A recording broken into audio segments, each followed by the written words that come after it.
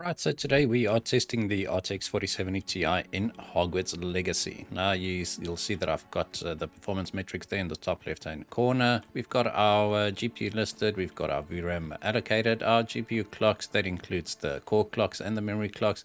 We've got our GPU fan speed, that's just for me, and CPU temperatures, usage, etc. and DDR4 3600 MHz CL18 memory usage. And then below that, if we press this button here, you'll see that we've got a real-time FPS counter. We've got our average, we've got 1% lows and 0.1% lows as well. So the importance of the 1% and 0.1% low numbers are to indicate stuttering. So we'll be testing at 1080p, 1440p and 4K. Now this game is really annoying when it comes to resolutions because it can only be played in windowed mode, so it takes your desktop resolution. And if I set my monitor to 4K and then I downscale to 1080p, the performance is inaccurate. Alright, so we are now at 1080p Ultra, no ray tracing, no DLSS and no frame generation. You can see that we are getting a pretty high frame rate, but that's to be expected with a 4070 Ti and a 12700K CPU. But you will see that our GPU usage does drop below 60% usage even at times. So that means that we are CPU bound. Now I know it might create some confusion as to the CPU bound statement, seeing that our CPU is only being utilized about 30%, but it's not utilizing all the cores, and that 30% takes all cores into account, all cores and threads. So we've got a 20 thread CPU here, but if the GPU can't be held above 95% usage at all times, that means that we are CPU bound. That makes sense because the 4070 Ti is pretty much in line with a 3090 Ti except for the VRAM, so 1080p should not be the resolution you're playing at when using this GPU. But I just wanted to get a baseline number here. You can see that our average was 112 frames per second, our 1% lows were sitting at 61, and our 0.1% lows was sitting at 44. Well, it actually just went up there. All right, so let's see what frame generation can do for us here. So I see in one of the later updates, I actually only played this game last week. Now you can set DLSS to auto or DLSS to off, and then you can still enable frame generation. Right, so I'm not going to waste too much time at 1080p. I'm going to enable DLSS quality, and then frame generation would be enabled. Right, so let's reset our numbers here and see what the frame rate does. You can see we've pretty much doubled our frame rate. I mean, we are now rendering the game at 720p or 721p actually, due to the resolution scaling. But you can see now we are getting 200 frames per second. So if your goal is to get 200 frames per second in Harry Potter or Hogwarts Legacy, I keep calling it Harry Potter, while my character's name is actually Perry Hotter. If you want to get 200 frames per second, then these are the settings for you. Obviously, these aren't recommended settings for this GPU, but we need to test 1080p as well. Right, so in here we are almost getting, well, we are getting 300 frames per second, which is quite nice. The frame time graph seems to be a bit smoother than without frame generation, and that's because the GPU is now inserting fake frames based on AI calculations and whatnot. So obviously there's a few people that don't really like it, but to those who haven't actually tried it yet, just give it a shot. It's really, really impressive. It's not to say that it's without its issues. There are some issues, but for a casual, lame, average gamer like myself, frame generation is pretty good. All right, so there we have it. We've got an average of 213 frames per second, 1% lows of 121, and still very low 0.1% low number. So that's just stuttering. All right, so that's it for 1080p. I'm just going to enable ray tracing, and let's see what happens. Alright, so we are back. We are still at the 1080p Ultra preset, and we've got ray tracing enabled also on the Ultra preset. Let me just show you. So we're at native resolution, no upscaling, no frame generation. That's all off, and recommended is set to Ultra. So we've got ray tracing on Ultra as well. Right, so let's just start our counter here. Now the game is a lot more demanding once ray tracing is actually enabled. Now I know that the time of day changes between my benchmark runs. This is not extremely scientific, but this should give you pretty much an idea of what to expect if you've got a 4070 Ti. Now, I did test this earlier before the recording. I actually tested this a couple of times without recording, not on purpose, and we saw quite a few drops below 60 frames per second. You can see there that it dropped down into the low 50s even, and I mean, that's not ideal, seeing that we've got quite a powerful card here, and even at 1080p with ray tracing enabled, we're not able to maintain 60 frames per second. I'm not going to spend way too much time. I'm just going to show you that the stuttering inside actually is worse. Well, it's supposed to be worse. I mean, even the stuttering is inconsistent. But inside here, we do get decent frame rates, getting almost 100 frames per second. So if that's your goal, then maybe just play in this area. It's also lots, well, it's supposed to be safer, I thought. Definitely no longer safe, but if you've got a 120 hertz monitor and you want to fully utilize that, then just stay in this area. All right, so let's just go back outside again, and then we'll start playing around with the DLSS settings. All right, so you need to remember two things. There are two different settings when it comes to DLSS. So once we go, yeah, you'll see that you can actually now enable DLSS, but disable it. So that means you can now enable frame generation without making use of upscaling. But anyway, this is Nvidia DLSS, which is Nvidia Deep Learned Super Sampling, right? And then DLSS 3, which is more commonly referred to as frame generation, it does not make use of any super sampling, right, or upscaling. So when I speak about DLSS, just remember that there's two. There's version 2 and version 3. Version 3 is frame generation, and version 2 is the super sampling. Right, so I'm just going to enable frame generation without enabling super resolution. Let's see what gains we can get. All right, so it looks like we almost doubled our frame rate. So let me just reset our numbers. I mean, the stuttering is definitely still there. Frame generation does help a bit with the stuttering, but it can't eliminate it 100%. You can see that our GPU usage actually increased a bit. We were very low on the GPU usage there, and that indicates a CPU bottleneck. Just remember that if your GPU usage is not pegged very high, then something in your system is preventing your GPU from being fully utilized. All right, so in here we are getting almost 200 frames per second, which is definitely not terrible, but the stuttering is definitely game breaking. It does improve once you move away from Hogwarts, and that's why I actually test here. Hogsmeade is actually even more demanding, but I just thought I'd test with the middle ground senior. So this is demanding, not as demanding as a Hogsmeade, but more demanding than the rest of the open world. All right, so with just frame generation on, we had an average of 120 frames per second. Our 1% lows are sitting at 44, and our 0.1% lows are sitting at a dismal 5. All right, let's just enable a DLSS, a super resolution on quality, and see what happens. So I'm just going to enable quality here. Then you'll see that the internal resolution changes to 720p. That 1 pixel is definitely making all the difference here. So let's just reset our numbers, and now you can see we are getting a much higher frame rate, right? So it does come at the cost of some fuzziness and some blurriness, because we are now rendering at a lower internal resolution. But if a higher frame rate is what you're after, then these are pretty much the settings that you'll have to use. Now remember, this is still with ray tracing enabled, so frame generation is actually pretty impressive once you start enabling ray tracing. Without ray tracing, it's definitely not needed unless you are really targeting 240 frames per second. Alright, so I'm going to actually end the benchmark run here for 1080p.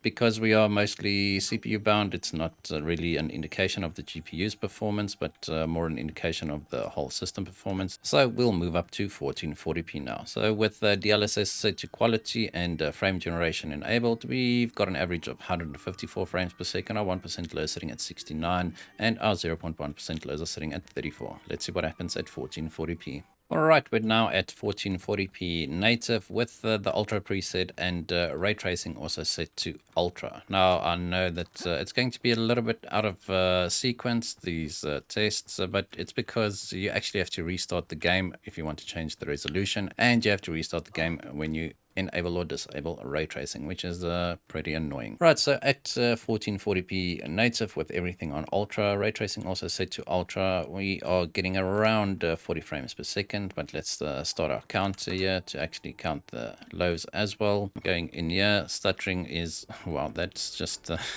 that's terrible. 3 frames per second for both the 1% and 0.1% lows. That's just unnecessary. All right, once again in this room here, the lighting looks pretty good, but the frame rate is also okay. The stuttering is really not on. I mean, I thought that the 4 patches that actually were released since this game released would help, but I guess not. Even outside, we are now getting below 40 frames per second at times, and I mean, with a 4070 Ti, it's really unthinkable. Sure, ray tracing is set to ultra and high and whatever, but this performance is lacking. Now, I do enjoy this game. I've actually played this game for quite a few hours, probably around 12 to 14 hours at this point, but I do play it with DLSS and frame generation enabled. Anyway, so you can see that our GPU usage increased quite a bit. It's now like almost above 90% at all times, which means we are still slightly CPU bound, and that makes sense because ray tracing in this game is CPU heavy, but we had an average of 58 frames per second, our 1% low sitting at 5, and our 0.1% low sitting at 3. Now, let's just enable frame generation and see what happens. Right, so I'm just going to keep it at native. You'll see that it's still at 1440p, and now we've got frame generation enabled. Now, I don't know if you can actually see it in the YouTube video. Just look at the cursor there. That's one of the issues with the frame generation, is especially the HUD elements are being obscured because it's fake frames. It's not really that accurate. Spider-Man also had this issue, but it seemed to have been fixed with the patch. Just to give you an idea, if you move the mouse now, it's a pretty solid image, but once you enable frame generation, you can see it breaking up. Right, so let's just reset our numbers here, and you can see that we are now getting, I think we should be getting an above 60 frames per second experience at all times. Not entirely sure, I haven't tested it exactly like this before, but our frame rate almost doubled once again, and this stuttering is definitely still there. We dropped down to 3 frames per second again. Now, we are not running out of VRAM just yet, but you can see our system memory usage is sitting at 24 gig, which is, it's just terrible. I mean, this is the most memory usage I've ever seen a game use. Previously, the most intensive system memory game I've played was actually Warzone, and that would go over 18 gigabytes at times, but not 24 gig. This is ridiculous. Our VRAM usage is slowly creeping up. Now remember, this is a 12 gigabyte card, a 12 gig VRAM card. So I believe we probably will run out of VRAM at 4K. As I said, I've been playing this game for about 12 hours or so on a different character, and I haven't seen any VRAM issues playing at 1440p, ray tracing ultra, everything on ultra, but with DLSS quality and frame generation enabled. But I guess that will change at 4K. Alright, so with just frame generation enabled, we've got an average of 76 frames per second. Our 1% lows are slightly better at 21 frames per second, and our 0.1% lows are still at 3. Alright, now let's see what happens once we enable DLSS quality. Alright, so now it's just DLSS quality. So now it's rendering at 960p or 961p. Remember that 1 pixel. And we've got no frame generation enabled. Alright, so DLSS quality is definitely not enough to keep us above 60 frames per second. I mean, this is definitely not a bad experience. You don't need a very high refresh rate experience to enjoy the Harry Potter or Hogwarts Legacy game, but a constant 60 frames per second would be nice. So this is just the same run that I do all the time, and it's just to test stuttering as well as indoors performance. Alright, so frame generation provided much better results than DLSS Super Resolution, but let's see what happens if we combine both. Alright, we now have DLSS quality and frame generation enabled, and we got a pretty decent bump in performance. Probably around 2 times once again, not really, maybe between 1.7 and 2 times the performance gains, which is definitely a very good bump. You can see that our HUD elements here, there's no real artifacting on them. If I move quickly, just have a look at the map and the spell buttons, etc. It's as I said, it's not noticeable. It's only some HUD elements that are problematic once you start enabling frame generation.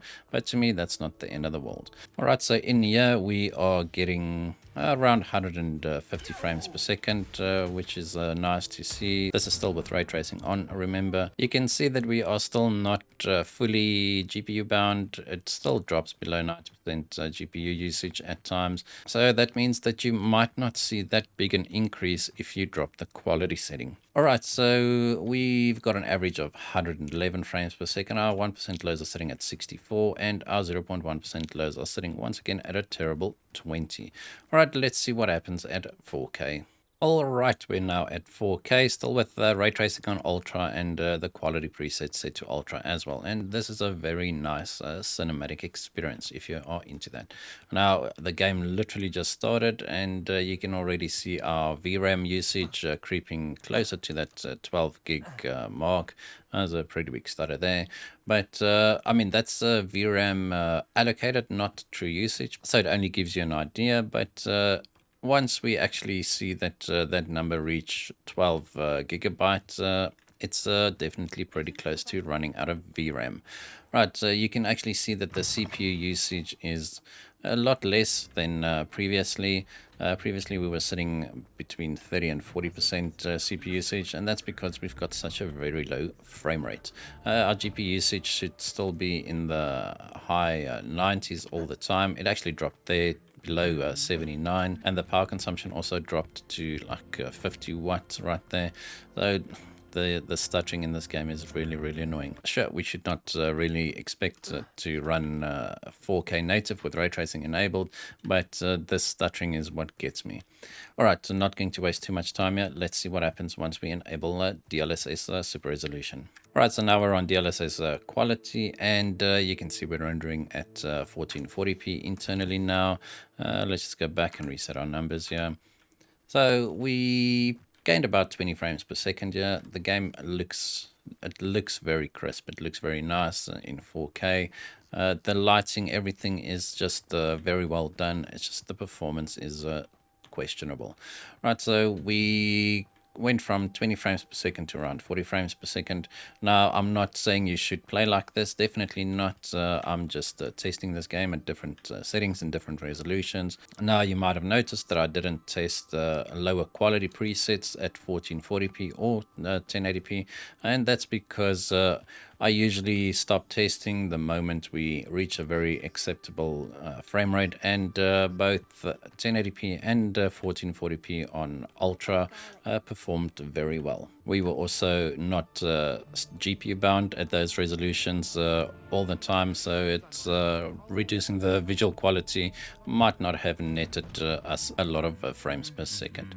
All right, but just look at the frame time graph there. It's extremely inconsistent, even at 4K. We are not using our 12 gigs of VRAM just yet. It might come, but I do know that one of the patches said to reduce VRAM usage, so it might be the case, which is pretty good to see. Because of my testing last week, I was actually able to run out of VRAM on this card at 4K. But once again, just look at that system memory usage sitting at around or almost 25 gigabytes. All right, so this is with the DLSS quality. Now let's try the balance preset. All right, so we're now on the balanced preset, so that renders at 1260p, give or take, and we are still not able to hit 60 frames per second. It's definitely a lot more playable than at native resolution with these settings, so a definite improvement. And at 4K, even with DLSS balanced, the game looks pretty good. So just look at our GPU power usage there. The limit on this card is 250 watts, and it's not getting close to that, and now it does. So once everything has loaded in, we go down to 170 again. It's just very inconsistent performance in this game, yeah. Right, but our favorite area here is getting around 60 frames per second, so it's about 20 frames per second higher than outside. I'm not sure if the Screen recording is actually picking up the screen tearing as well. I'm using a capture card, so it actually does sometimes record the screen tearing as well. But outside we are back into the high 30s and low 40s. Now I'm going to leave DLSS balanced enabled, and let's see what happens once we enable frame generation, because I don't think you should go below balanced like performance or ultra performance. Then you'll start seeing a degradation in the visual quality. Enabling frame generation netted us about 20 frames per second outside, but we are still dropping below 60 frames per second, which is quite weird to see. I would have expected us to stay above 60 frames per second now that frame generation is enabled, but I mean, it can only do so much. So we started at 40 frames per second, well, between 30 and 40 frames per second, and now at least we are closer to maintaining a 60 frames per second experience here. The game still looks extremely good, and the added input latency with DLSS 3 or frame generation really not noticeable in this game, unless you go from 20 frames per second to 40 frames per second. Then that input latency would still be noticeable, but at the moment it feels okay. I'm actually doing this video with a keyboard and a mouse. I usually play with a controller, and on a controller it's even less noticeable. So frame generation didn't help us much in this particular area. We gained about 10 frames per second here, which is pretty strange. Not sure why frame generation is not as effective at these settings. Alright, so let's just go to the high preset instead of ultra. Let's see if we can maintain 60 frames per second then. So I'm going to set ray tracing quality to high, and the overall preset also just to high. And you can see the textures take their time loading in, and there we go, everything is fully loaded in. And let's just reset our numbers here, and now I believe we should be able to maintain 60 frames per second. We are in the 80s now, and the gameplay feels pretty good. These are definitely settings that I would consider on a 4K monitor. I'm not the biggest fan of ray tracing purely because of the performance impact, so in our next test we'll actually disable ray tracing, and then you can see what the performance hit is actually like, and you can decide whether it's worth it to you or not. I'm not here to tell anybody how to play the games or what settings to use. I'm just here to show you a few options. Obviously we can't go through every single option, because then these videos would be like 4 hours long, especially now that games have ray tracing and FSR and DLSS and frame generation. It just becomes quite a lot to test. Alright, so with DLSS balanced and frame generation on, everything on high, we managed to maintain that 60 frames per second target. We've got an average of 81, our 1% lows are sitting at 45, and once again our 0.1% lows are sitting at a dismal 10. Alright, so now I'm just going to restart the game. We'll test at 1440p and 4K without ray tracing. Alright, we're back, and this time at 1440p. We're at native on the high preset and ray tracing disabled. So yeah, you can see we are getting a pretty decent experience, around 90 frames per second, the mid 80s to the mid 90s, which is definitely acceptable. As I said before, you don't need a very high refresh rate experience to enjoy Hogwarts Legacy, so anything above 60 would be fine, and even at 60 frames per second, the input latency is acceptable. The stuttering is a little bit less on the high preset than on ultra. Now you would think that makes perfect sense, but in reality it shouldn't really, because you're putting more load on the GPU when you go to the ultra preset. This game just seems to be a little bit broken when it comes to optimization. Right, so in here we're getting our 130 frames per second once again, and violent suits of armor. And stepping outside here, we do drop into the high 70s.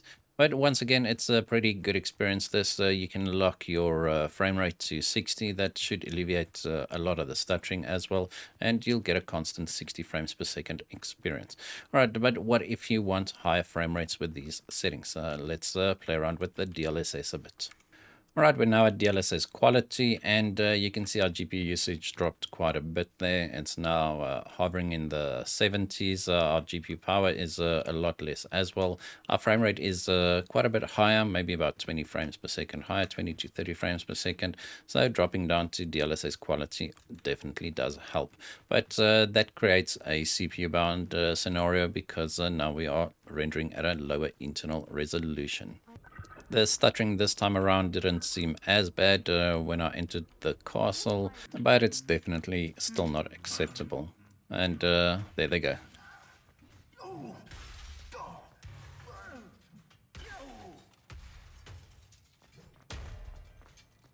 Alright, glad he got that out of his system. Let's just go back outside and then we'll enable frame generation as well. Alright, so outside we are still dropping down into the 80s, give or take, but once again, locking your frame rate to, this time you can probably lock it to 75 frames per second and you'll get a pretty smooth experience. Alright, let's enable frame generation and see what happens. Right, so now we've got DLSS super resolution on quality, and frame generation is also enabled. And now we are getting, once again, pretty much double our frame rate. Now, this tech is definitely unbelievable.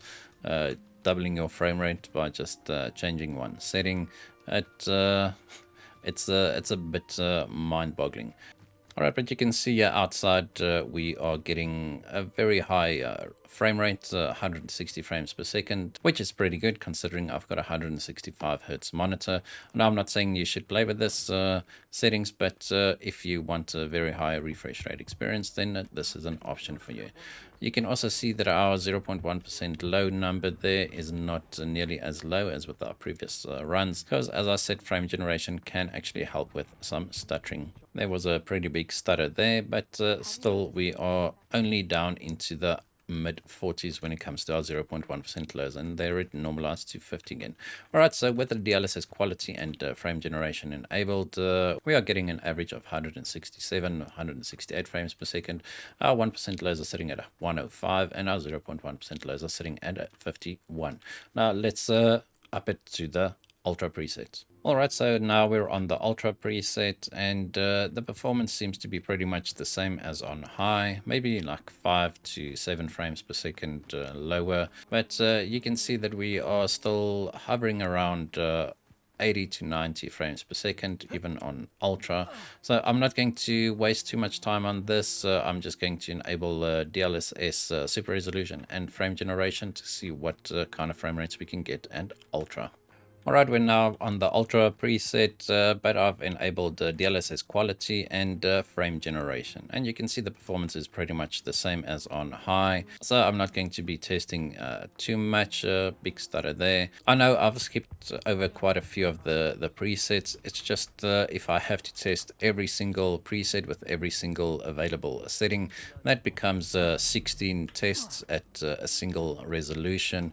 And ain't nobody got time for that. So at 1440p Ultra with frame generation enabled and DLSS quality, we've got an average of 174 frames per second. Our 1% lows are sitting at 103 and 0.1% lows are sitting at 44.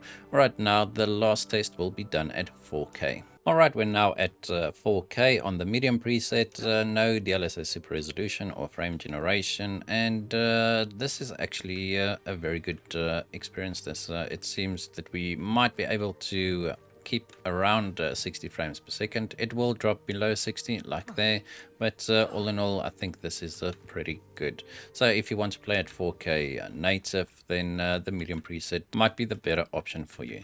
Let's just see if the stuttering is as bad in 4K as at the lower resolutions, and let's go inside. And well, we did drop to 19 frames per second for the 0.1% lows. It didn't happen when I opened the door. It happened a little bit earlier than that, but it seems to be a little bit less stuttery inside, at least at 4K, but that's just because we've now taken a whole load of the CPU. You can see that the GPU usage is pretty much pegged at above 95% at all times, and our CPU usage is actually in the teens. That's because we've got now very fewer frames to process, or the CPU's got very fewer frames to process, so it can take a bit of a break.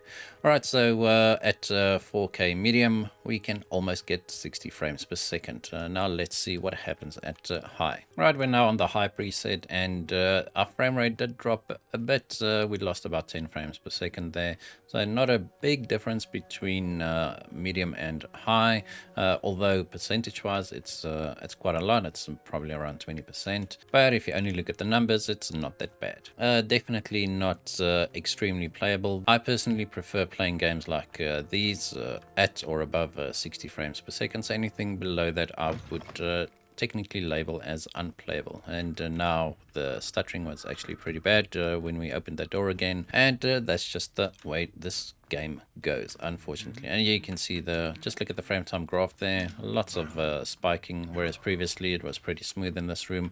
So as I said, even the inconsistent frame time graph is inconsistent. All right, so it's getting dark again, so it's been a full day of me testing Hogwarts Legacy. Well, let's see how this performs at ultra at native. Right, we're now on the ultra preset, still a native resolution, and this time we lost maybe a bit more frames per second, maybe not, yeah.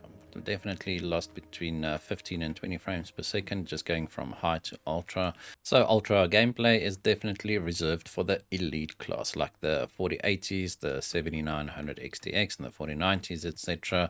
4K ultra is just not worth it on a 4070 Ti. We had a bit of a dip there. Now our 1% lows are sitting at 12 frames per second. Definitely not what you want, not ideal. So you can see that our VRAM usage or allocation is also increasing quite a bit, and so is our GPU temperature. The stuttering is horrendous. Like it's enough to make you want to stop playing the game. Luckily, it's mostly confined to certain areas. As I said, in the open world, it's not that bad. But if you start questing you're in Hogwarts, then it becomes almost unbearable. All right, so we managed to average above 30 frames per second, but don't let that fool you. The stuttering is definitely game breaking. It's experience ruining. So I'm not even going to talk about that. But let's go back to the high preset and see what we need to do to get 60 frames per second. All right, we're now on the high preset and DLSS quality. And I must say this is actually, it's pretty good. We are getting and above 60 frames per second at all times, excluding the stutters. And this is definitely a setting that I would consider if I'm playing at 4K with an RTX 4070 Ti. Our VRAM allocation also went down a little bit. Our system memory usage is still sitting at around 22 gigabytes. I still can't get over that. I'm not sure why it would use that much. I think what they're doing here is that they're loading as many textures and assets in as they can, maybe to alleviate loading times or something. I don't know, but that just seems to overwhelm the system memory as well as the VRAM. All right, so at 4K high with DLSS quality, we got an average of 81 frames per second, 80 frames per second, 81 frames per second. Our 1% lows are sitting at 52, 53, and our 0.1% lows are sitting at 42. Let's say you wanted to get a higher refresh rate experience than this. Let's see what happens once we enable frame generation. All right, I just enabled frame generation. The rest of the settings are still the same. And we didn't gain as much as I expected we would. Now, I've had some people in my previous video comment that they are getting higher frame rates than me, and then some others saying that they get lower frame rates than me, and that just shows how inconsistent the game is. It also depends on which area you are testing. So I'm not sure if 100 frames per second with frame generation on at these settings, it's pretty much the norm. Sorry, my game just crashed, but as I was saying, not sure if 100 frames per second with frame generation enabled is the norm, or if maybe my system is not performing as well as other systems out there. All right, so there we have it. We have an average of 95 frames per second. Our 1% lows are sitting at 78 frames per second, and our 0.1% lows are sitting at 59.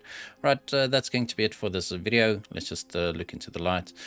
Thank you guys for watching. I hope you enjoyed this video. If you did, hit that like button, hit that subscribe button, and as always, we hope to see you in the next one.